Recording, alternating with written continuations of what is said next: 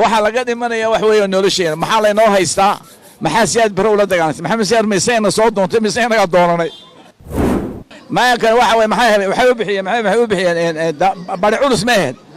ويسكي يا ما كان سوي ويعرض يا ما كان وهي بدينا كعرض إن شاء الله تعالى هدون. السلام عليكم ورحمة الله وبركاته. كل ورسة داود ملك سودوني تعرفين كل شوكتنا مركز المقال الصب سولو صاحب يال مركز ورشان سمرتنا تيتوان كاوسن داود مقال كان لك فيسبوك كان فيسبوك عاد بتاعه عندك سو بيرسيد يوتيوب كان عاول فيش تدخل سبتنا سبسكرايب كريس ولا كريس سو صحابتنا جنب ده هلكن شوكت لا تكمل هاتي أد بدي سلام يا صاحبي الواحد يقول سلام يا سلامة سلامك يا سوري الوادة أكلك تزوج فريستا مركز تو لايك صارتان أما مقال كان شيء كريسان وحكاري ميلفوك وياهي waxaan ka hadlaynaa arrimihii oogkii gobolka Soomaaliya aan doonay saaxiib inaan dul istaago anoo kuna sii dheeraanaynin madaxda qaar ka mid madaxda Soomaaliya qaar ka mid ah oo magaranayay tagay oog jaran ama jaran ama madax ama xildhibaan ama maxay dhadade ya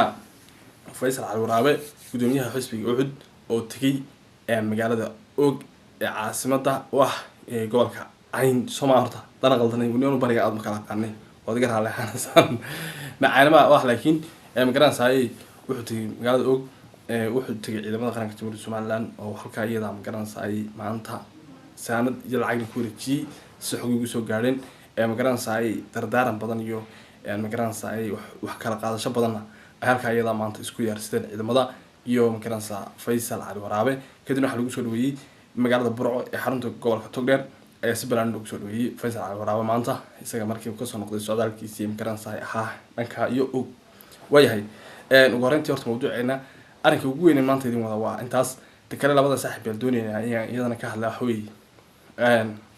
in lagu magacaabo isku magacaabo Cabdisaaq Falaalu leedaado imkaransaay afayeenka huwanta ama la dhaxday qoliyaha ka dagaalamay magaalada Laascaanood ee xarunta gobolka Sool ee Soomaaliya ka soo horjeeda afayeenkooda hasay yiraahdo wayaan ayaan saaxiib iyadana doonaya bal iyadana inaan dul istaagno takala saddexdan saaxiib doonayna iyadana ka hadla wax weey garajama garar cali xilligan xaaladdan taagan tahay Soomaaliland ee magaranaysa meelo badan gobolka Sool kamid ah laga soo saaray ciidamada Soomaaliland ay og joogan dagaal balaaran ama dagaal xoog leh loo sugi in geli doono toddobaadada ama bilaha nagu soo foodalay maxaa sababay maxaa si ka dambeeyay inuu tagan magaalada sababa saddexdan mawduucan saaxiib doonayna ka hadlo ugu horeyntii balad soo dhow muuqaalka la garay YouTube kana soo bir bartan Facebook-na dhacdad ku salaagta muuqaal kor ku tagay soo dhawaada wayahay aan ku bilaabo saaxiibayaale general ama gudoomiyaha general markaan leeyahay waxa la markuu ku diris xiran yahay qarankiisa dadka baaltan yahay general baa la dhahaa moogtahay yeedin dhuuman gudoomiyaha xisbiga Uxud injineer Faysal Cali Waraabe ayaa xubtay og maanta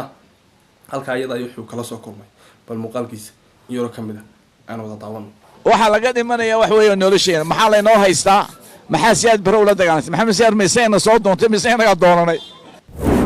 ما كان واحد ما وحيو بحية ما وحيو بحية باري علوس مهد ويسكي يا ما كان سوي ويعرض يا ما كان وهي بدينا كعرض إن شاء الله تعالى هدون. وياهي وحوي فيصل على ورابه وكسوغان فرنت هوري دغالك ciidamada qaranka Soomaaliya waxay wada joogan taliyaha guud ee ciidamada Soomaaliland Nuux Ismaaciil Taani ay wada joogan oo imigaraansaay wada shireen ama ay imigaraansaay waxyaabo badan isla korfeeyeen haddaba socdaalkan Faysal Cali Waraabe hore waxaan uga warhaynay in madaxweynaha Soomaaliya Mudane Muuse Biixi Cabdi sidoo xoogayaan ama ila hoos ay sheegayaan oo muunaysan madaxweynaha ama madaxda goobta tagaysayna si sheegay saaxiibayaal inuu hore u tagay og oo ciidamada qaranka hoose ula kulmay waa si ila xoogayaan ama ila kaagbo ama ila madaxweynaha dhow aynoo soo magaranaysa aynoo sheegayaan safarka madaxweynaha og mid faahfaahsan moohayn madaxweynuhu wuxuu ku tagay helicopter ama diyaaradda private jet soo taqaanaan diyaarad badan oo private jet Soomaaliya ka shaqeeya jira oo qaar dad shacbi leeyihiin iyo qaar magaranayay dawladaha magaranayay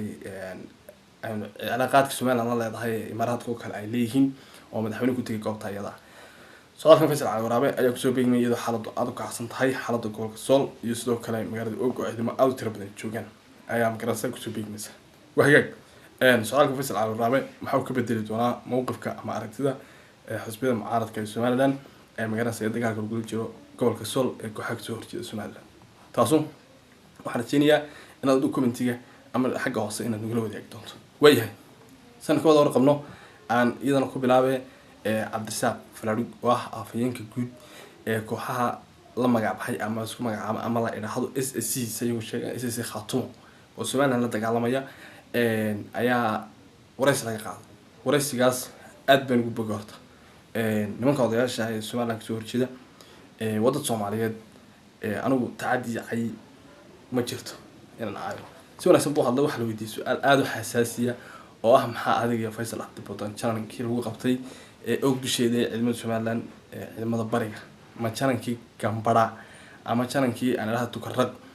hore oo hadda ciidamada magaalada ka soo horjeeda Somaliland gacanta ku dhigeen shal hadda ka bisheen soo dhaafnay August maxay dhaxmaray runtii qanaca aad balaaran baan hadalka kaga qanacay dadkayga ama dadka Soomaaliyeed waxaana rajeynayaa inay noqon doonto waxaad kaga dayn doontaan nimanka ama ninka odayga waxa la weydiiyay bal ka waran baa lagu yiri maxaa dhaxmar hadiga Cabdisaaq waxaan jira Faysal Cabdi Bodan Cabdisaaq kula dhigay wuxuu yiri laba nin odayaal waxay dhaxmari jiraan dhaxmaray imkana sheegana diyaar ma yihiin rag odayaal waxay dhaxmarana ma garan saay wax baraha bulshada ama la shaaciyo ma asan aha aad iyo aad baan adarka u taageeray waxaan leeyahay siyaasad iyo arrimo ma garan saay qabiileysan baa dadka kala fogeeyay dadka wada isku deegaana oo dad walaalaha wada dawlad wada leh wada deegaan wada leh oo dad isku dhaqan isku diin oo isku afaas dhalayo nin walba goobta ka dagaalamay ka ku dhintiyo ka ku dhaawacmo wada isdhalo waxaan ilaahay dhexdeena ha dhigo wanaag ayaan ilaahay ka rajeynayaa ilaahay ku toobada saxda waafajiyo Allah inaga dhigo wahagaag inta gunti iyo gabagabada ugu dambaysa in saaxiib baldoon ku soo afmeera muuqaalkayga wax weeyaan socdaalka kala jaamac garad ali Arisawa hore wax noogu tagay Nairobi haddana wuxuu joogaa Arisawa maxuu yahay waxaan idin sheegayaa dadka Somaliland taageersan in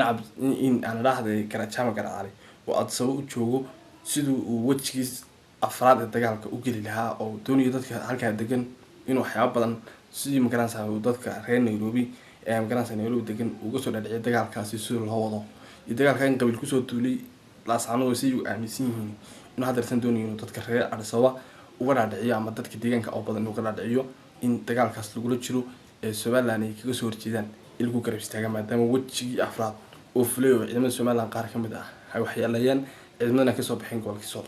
wahagaag intaas ku soo afmeeriya saaxiibeen muuqaalkeena adiga dareenka gaartaa say kula muuqataa bal dareenka gaartaa nala wadaago commentiga nagula wadaag sida adiga ay kula muuqato ama sida adiga kula tahay aniga say nala tahay saas weeyaan